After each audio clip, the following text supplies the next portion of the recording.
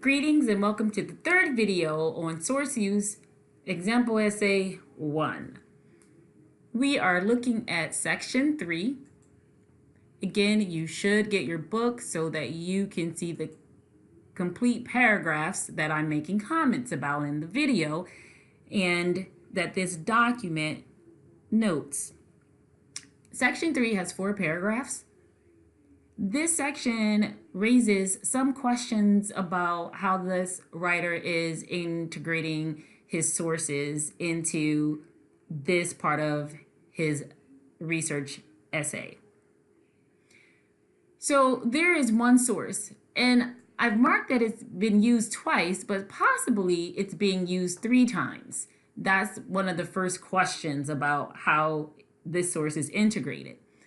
We get this Widner source, and we get it as part of a sentence, which means it's probably a major source. Either it's going to be used multiple times, or this author introduced it by name because it is significant and he wants it to stand out. So we get the author's name, and then we get information that is summarized. And it's a point that this author makes. So I'm going to read from page 388. Christina Widner points to legislation recently passed in Colorado that classifies breeders as low, medium, or high risk, assigning a metric based on the size of the litters produced and the size of the breeding operation, period. That's the problem. We end this apparent paraphrase without a parenthetical citation. Where is this information from inside that text? Where does she point to this legislation? So here's a question. Is this a paraphrase or information that writer feels is common knowledge? If it's a paraphrase, it requires parenthetical reference. Now, I'm going to say it requires the parenthetical reference because it can't be common knowledge. The paraphrase does not include something like the name of the legislation or the year that anyone can just go online and look it up. So it's not made readily available. So it should have this parenthetical reference. And then the next sentence, which we don't get any sort of writer's voice, we get one paraphrase on top of another paraphrase. So we get 2 paraphrase sentences back to back without clear connections from the writer. That's problematic. So in this part of paragraph 1, this writer has stacked these pieces of information on top of each other without inserting writer's voice. But the next sentence, under this law, breeders in higher risk categories are inspected more frequently. And then we get this parenthetical reference, page 228. Here is the question. For this paraphrase, should the author's name be included? That depends. Does the writer think readers understand that, quote, this new law, end quote, is the same one discussed in the previous sentence? Well, I'm not sure. I'm also not sure because you can't have one parenthetical reference cover multiple paragraphs. Cover multiple sentences. So this parenthetical reference cannot cover the previous sentence. It can only cover itself. And since it's only covering the information in this sentence, I say add the author's name. The last time this source is used in paragraph 1, it is used correctly. We get the author's last name and we get page number, and it's a paraphrase. Beautiful, done. But what that means then is that the content in paragraph 1 of section 3 is mostly source content and mostly source voice. So given the questions about citations issues, we can't give the writer as much credit for paraphrase and summaries here because we have too many questions, 2 out of 3 questions about how these sources are integrated. This could a little bit lean towards some version of plagiarism. But again, when we're looking at the whole document, this is not a habit that this writer makes. So let's look at paragraph 2. In section 3, there are two different sources. One of them is used 3 times and the other one is used once. We get another major source because we get the author introduced as part of the sentence. And then we have the same issue here. Should it have a parenthetical citation? We have the same issue here as we had in the previous paragraph above. I'm going to say yes, because it appears to be paraphrasing information, so it needs that parenthetical reference. The next issue we have here is we get the Animals Regulation Sales Bill, but it's not a source. So I tried to find, like, this is clearly from some information, but it's not cited. And it's not on the reference page under this name. It's on the reference page listed under the Australian Veterinary Association. So that means this author has slipped up a little bit again, and to fix it, he would either cite this bill and use a parenthetical reference in that sentence at the end and insert this AVA information, or this author could rewrite the works cited page if it's appropriate so that it's listed under Animals Regulation Bill and not the AVA.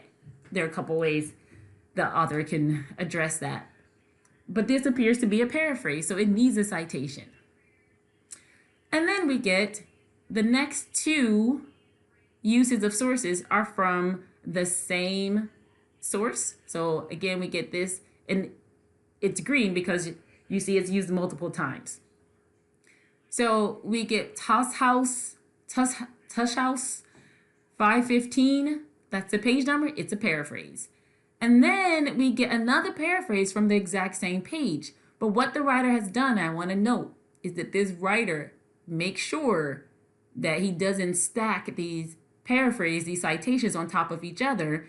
Between the two, this writer inserts at least one sentence that is all writer's voice.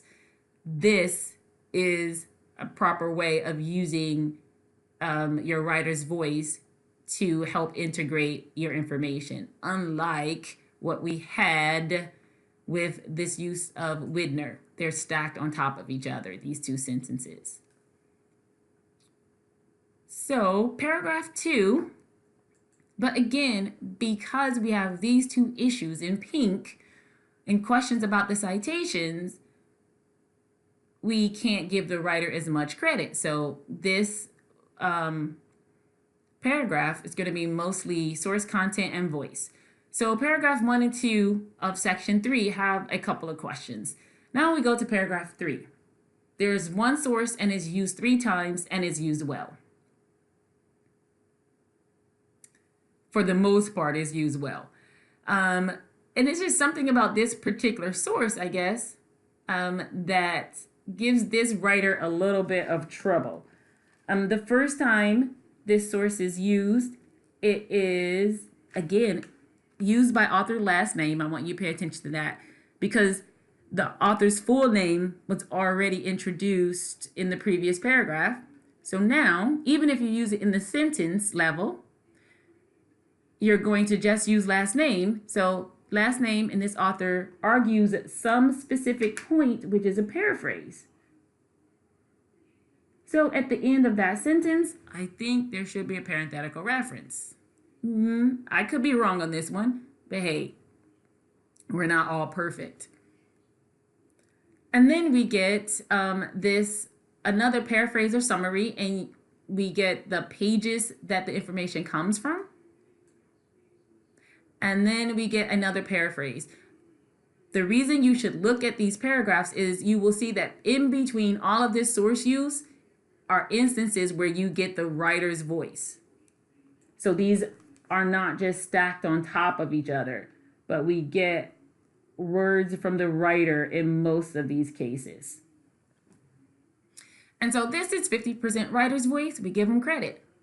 Paragraph 4, there are 3 different sources here. And we get a source we haven't seen in a while. We get burger and we get Tausch.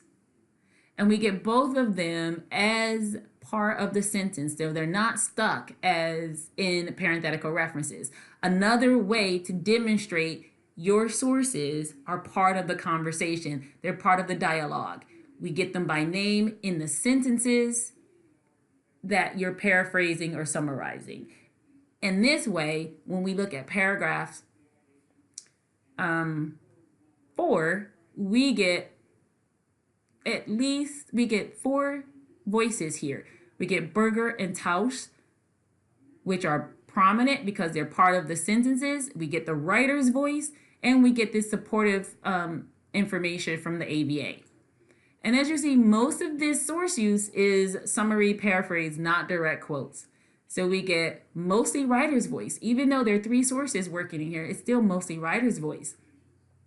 Because we have to give the writer credit for incorporating this discussion, this dialogue between these 2 major sources. And also continuing successful paraphrase and summary. And so we look at section 3, 4 paragraphs, 2 of them have issues, but 2 of them are rather strong, especially when we get this dialogue between the different sources. All right, that's all I have for section 3, and I will talk about the section 4 in the next video.